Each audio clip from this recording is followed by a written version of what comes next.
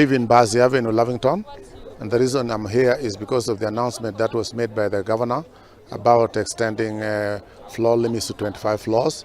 We think this is not a bad thing, but we need to know from him how they are going to mitigate this, how they're going to take care of the roads, they're going to take care of sewage, drainage, traffic, parks, child play, and all the places that are needed necessarily, which are necessarily needed, environmental friendly area. That's where we live, and we don't want it impacted negatively. So what are the concerns of Lavington residents?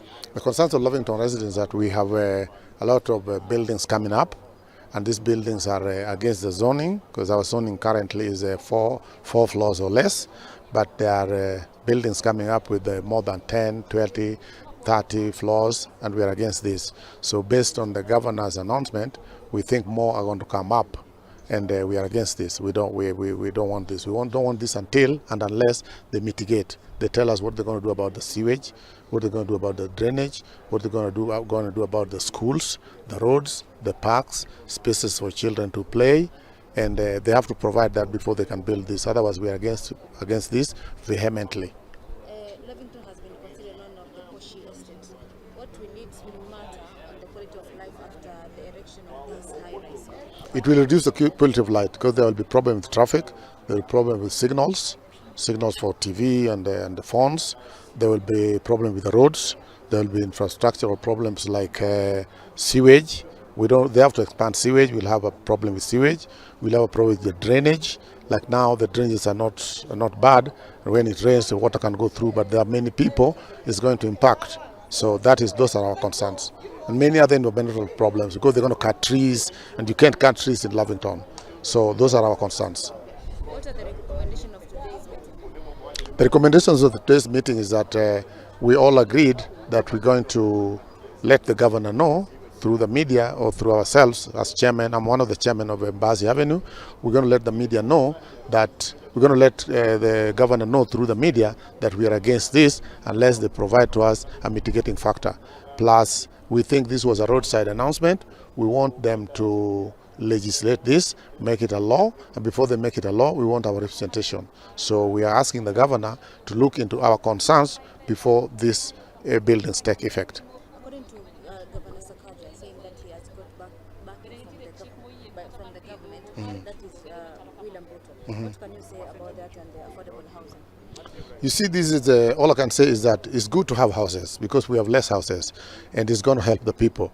But affordable housing is a presidential idea which has been embraced by the country, and they have signed it into law. So I can't talk much about that. That's a law. What we are saying is that we need more houses. Yes, we do need more houses. We need people to have places to live, especially in Nairobi. But remember, land has a fixed supply. You cannot expand the land, the size of the land. So based on the supply and demand law in economics, you cannot expand the land beyond what it is. That is why they're suggesting that we go up, which is fine because it will accommodate more people because Nairobi population will increase. That's fine, 100% fine.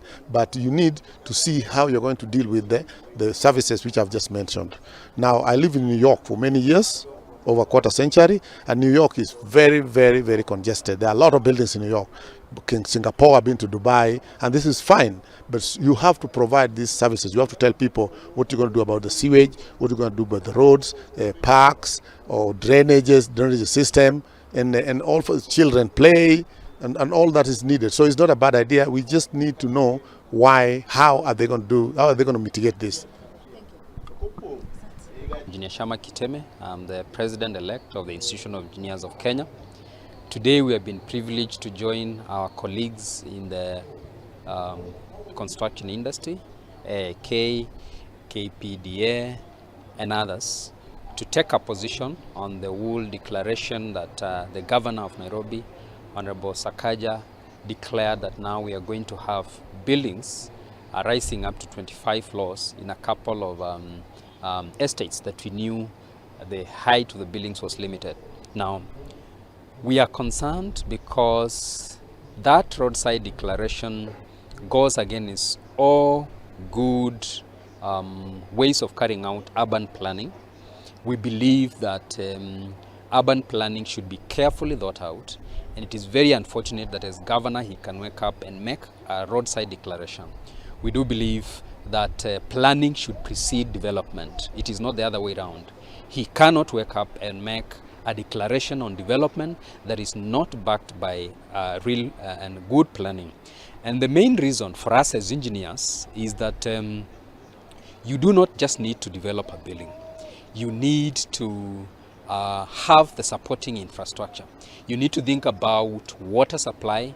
We know this city, people are going weeks without water in their taps.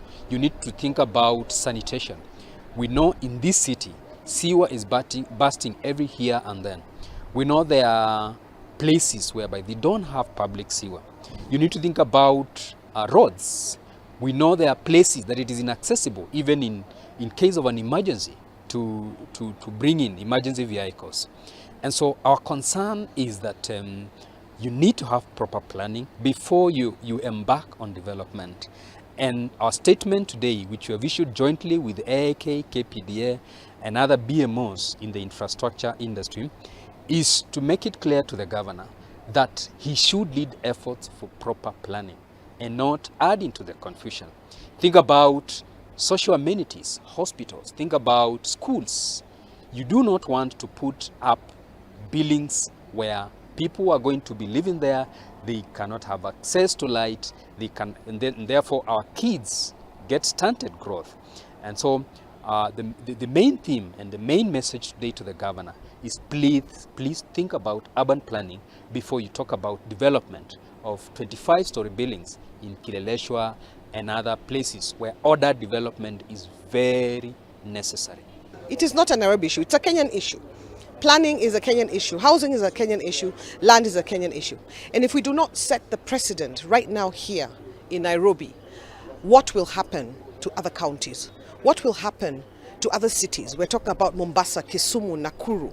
What will happen to the capitals of other counties? So this is the place where things need to be done properly. Planning needs to be done properly so that by the time the other counties and the other cities are getting their plans and their development plans and their master plans, then they will have something to lean on. And also, residents and citizens will be able to understand that they have a say in this matter, that they're able to raise their voices as well. You know, we may think that we will leave this to the capital, but no, it will come and affect you one day as a Kenyan, wherever you are, whether you're in Mombasa, Trans Nzoia, Machakos, Turkana, Uasin Gishu, wherever you are, it will come and affect you. So let's set the precedent now and demand our rights and make sure that plans are followed so that we're able to live in a common community with access for children, for religious organizations, and for our communities in general. It is not a class thing. Kenyans must understand. It's not about class. It's about planning and it's about community.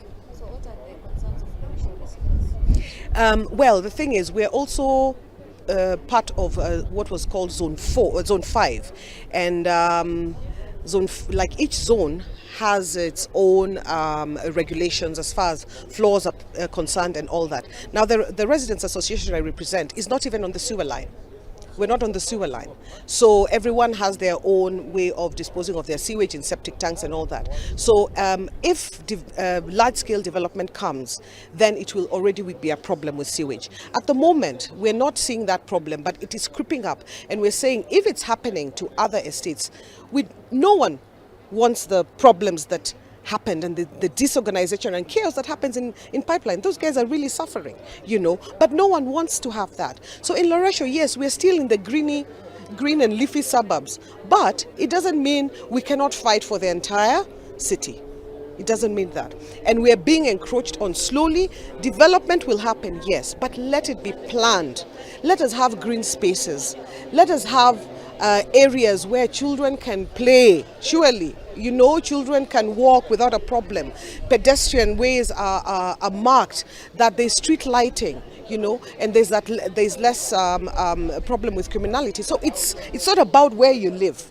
I lived in Jamhuri Estate a long time ago, and when I go back and look at that place, I feel pity because there used to be playgrounds, there was, you know, there was lighting.